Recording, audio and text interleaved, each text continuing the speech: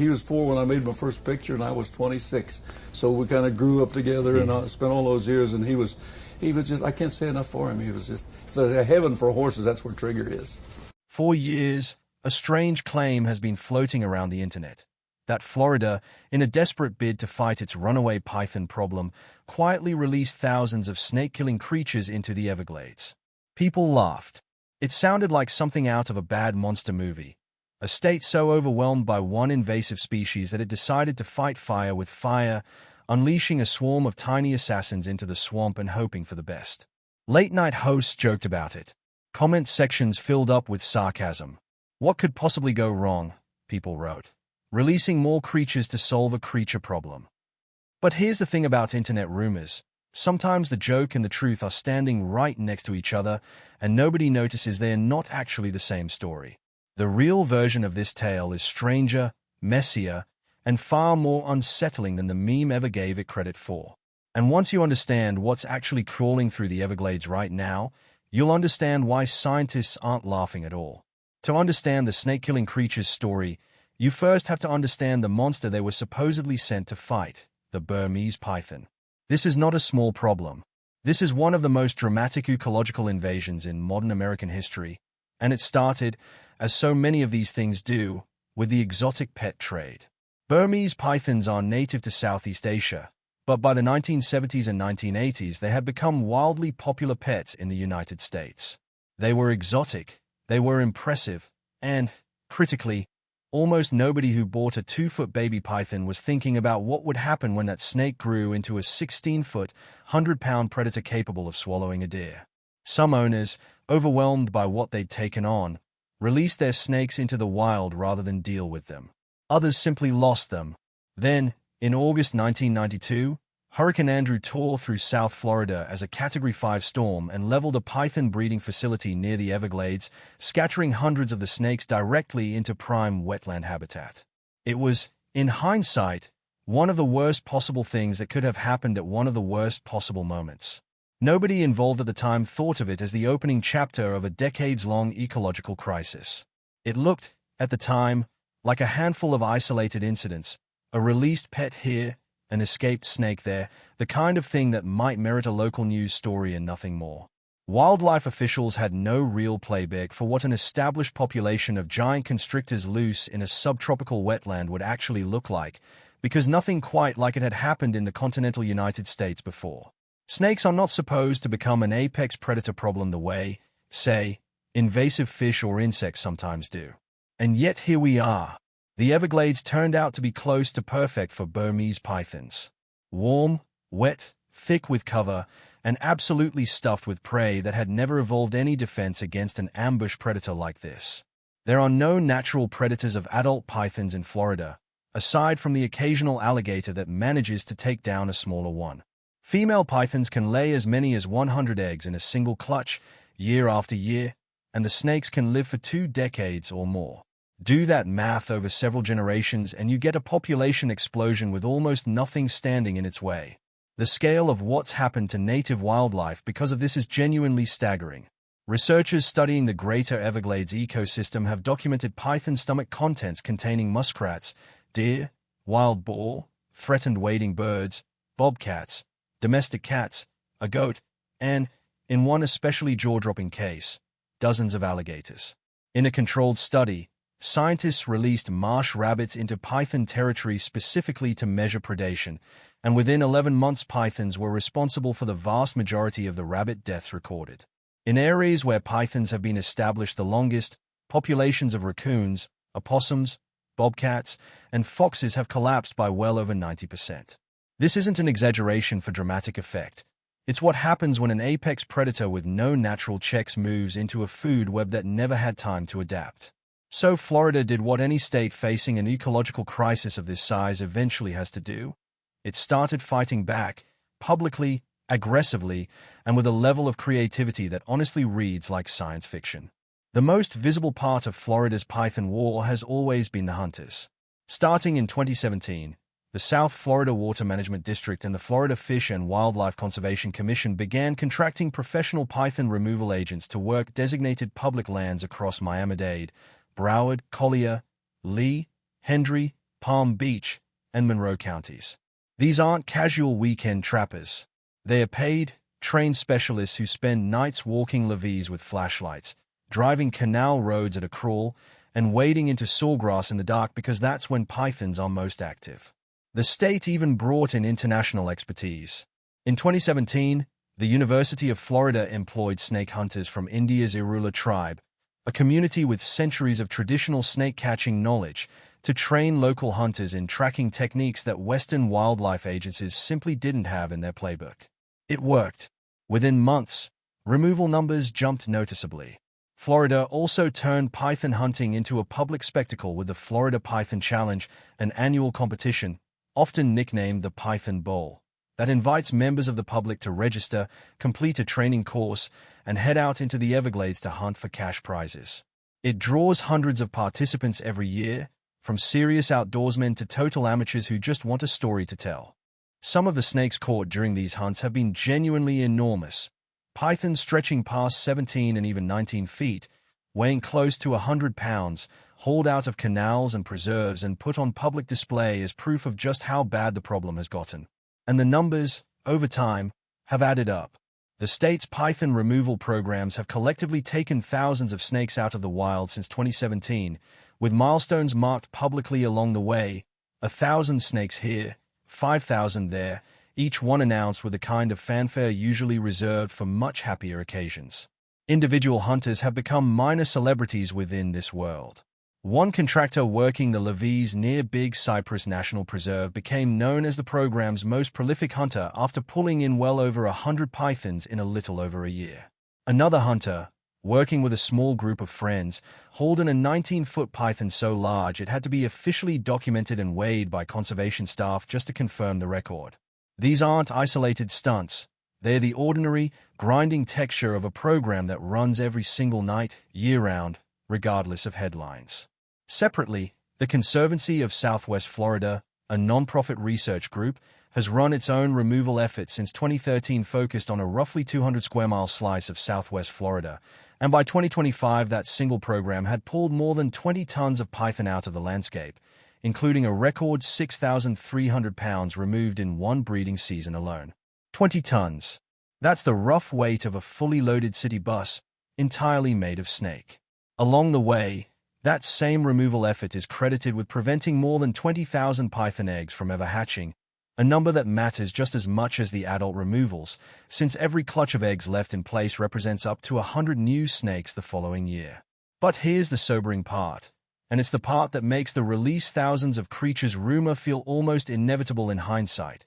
The Greater Everglades ecosystem covers more than 7,800 square miles. Even 20 tons of pythons pulled from a small fraction of that territory barely dents a population that wildlife biologists conservatively estimate runs into the tens of thousands and could be far higher. Traditional hunting, no matter how many hunters you throw at it, was never going to be enough on its own. Everyone involved in the program has said as much publicly. So researchers went looking for something smarter. This is where the story gets genuinely strange, and where you start to see where the creature's rumor might have taken root. Because Florida did, in fact, deploy a small army of snakes to hunt other snakes.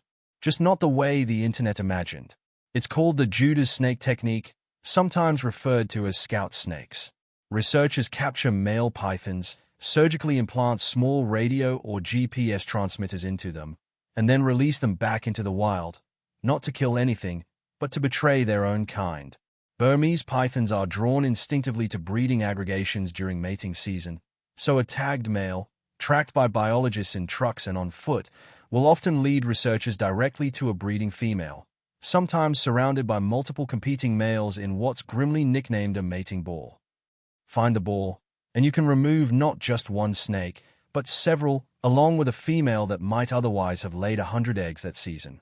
It's an elegant, quietly ruthless piece of ecological detective work, and it's been one of the most effective single tools in the entire program, credited with helping locate and remove far more snakes and far more unlaid eggs than random searching ever could.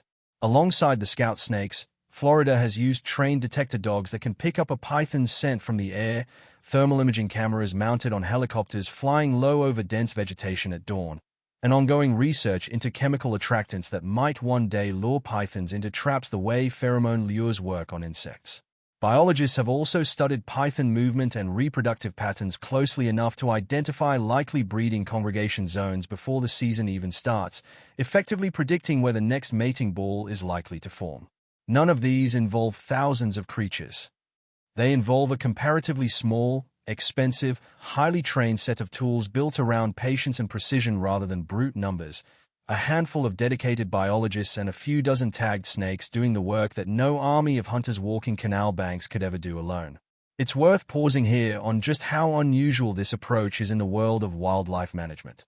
Using an animal's own biology and social instincts against it, rather than simply hunting it in bulk, is the kind of solution that only emerges after years of dead ends. Early efforts to control the python population leaned almost entirely on random searching, hunters combing likely habitat on foot, by airboat, by kayak, hoping to get lucky. It worked, to a point, but it was slow and inefficient against an animal that is, by nature, one of the best camouflaged ambush predators on the planet. A python can lie motionless in dense vegetation a few feet from a hiking trail and go completely undetected by someone looking directly at it. The Scout Snake program only came about because researchers eventually admitted that beating pythons at their own game of stealth was probably impossible, and the smarter move was to let the pythons give themselves away. So where does thousands of snake-killing creatures actually come from? The honest answer is that it's a distortion, a clickbait flattening of a much stranger and much more uncomfortable real story. Researchers genuinely have explored the theoretical possibility of biological control, viruses or parasites that might target pythons specifically without harming native wildlife. That research exists in early and cautious form, in academic literature and agency fact sheets. But it has not been deployed. Nobody has opened a container and released thousands of engineered organisms into the Everglades to hunt pythons. That version of the story is fiction dressed up as a headline. The real thing that's spreading through the swamp right now is far more unsettling, because nobody deployed it on purpose at all. Here is the truth that the meme got backwards. Florida didn't release thousands of creatures to kill snakes. The pythons themselves brought the killer with them, tucked inside their own lungs, and it has been quietly spreading through the state for more than 30 years. It's called Reignited orientalis, and it belongs to a group of parasites called pentastomes, sometimes known by the unsettling nickname tongue worms. Believed to have arrived in Florida from Southeast Asia sometime in the 1990s as a stowaway inside the very first wave of invasive pythons, this parasite lives in the respiratory tract of its host. Burmese pythons, having evolved alongside it for millions of years, tolerate it reasonably well.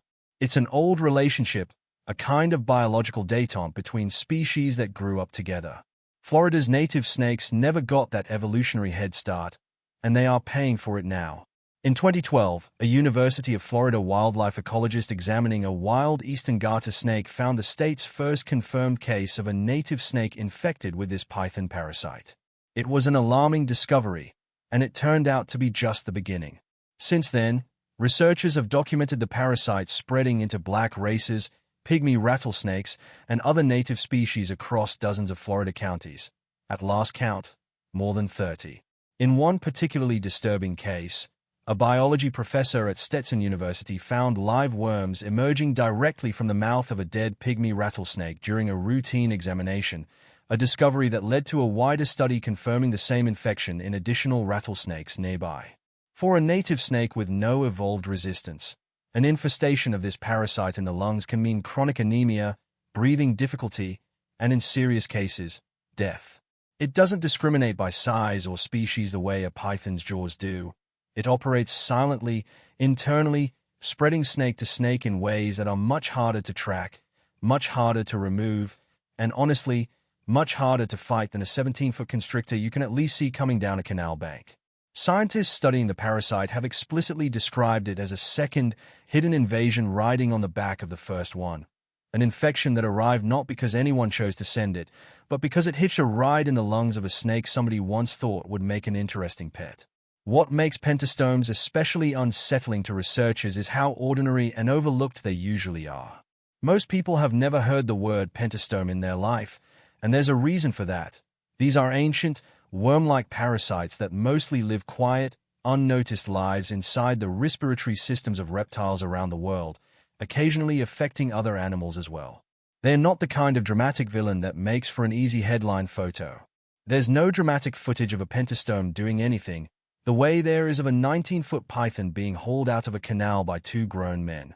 The threat here is almost entirely invisible until a researcher cuts open a dead snake and finds live worms working their way out of its mouth, the way the Stetson University team did when they first stumbled onto pygmy rattlesnakes carrying the infection. Wildlife ecologists tracking the parasite spread have described the situation as a genuine race against time. Every additional county where the parasite turns up is another population of native snakes now facing a threat they have no evolutionary experience fighting. Black races, pygmy rattlesnakes, and other native species didn't co-evolve with this organism the way pythons did back in Southeast Asia, so there's no guarantee their immune systems will ever fully adapt to it, at least not on any timescale that helps the snakes alive today. Some researchers studying the issue have compared it, cautiously, to the kind of novel pathogen event that has devastated other wildlife populations around the world when a species with no prior exposure suddenly encounters something its body has never had to defend against. That's the sting in this story. The creature that's actually killing snakes across Florida right now isn't a weapon deployed by wildlife agencies in a moment of desperation.